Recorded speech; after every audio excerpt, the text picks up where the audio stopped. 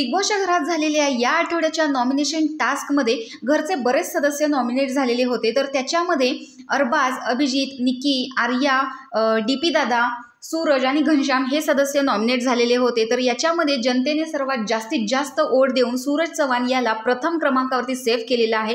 2 नंबरवरती अभिजित सेफ झालेला आहे। तर तिसऱ्या क्रमांकावरती सगळ्यात जास्त क्रिटिसाइज करणारी निकी ही सेफ झालेली आहे। आणि नंतर जे 4 सदस्य राहिलेले होते त्यांना ॲक्टिव्हिटी रूममध्ये पाठवण्यात आलेलं होतं। तर आता गणपती स्पेशल असल्यामुळे ज्या सदस्याच्या हातात मोदक येईल काउंटडाऊन केल्यानंतर तो सदस्य सेफ होणार होता आणि ज्याच्या हातात नारळ येईल तो सदस्य घरातून बाहेर जाणार होता।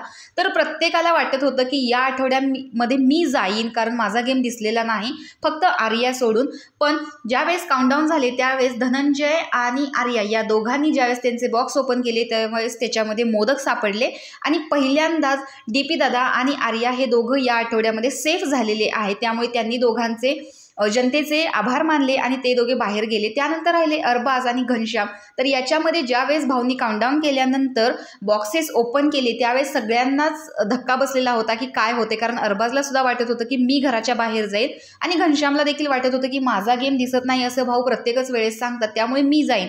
त्यामुळे सगळ्यांनाच जरासा धाकधूक होती। पण ज्यावेळेस काउंटडाऊन झाल्यावर बॉक्स ओपन केले त्यावेळेस अरबाजला मोदक मिळाला तर घनश्यामला नारळ मिळालेला आहे आणि घनश्याम या आठवड्यामध्ये एलिमिनेट झालेला आहे, घराच्या बाहेर गेलेला आहे। तर तुम्हाला काय वाटतं, एलिमिनेट झालेला सदस्य योग्य होता की अयोग्य हे कमेंट बॉक्समध्ये नक्की सांगा। अशाच बिग बॉसच्या अपडेटसाठी आपल्या चॅनलला सबस्क्राईब करा। तोपर्यंत बाय।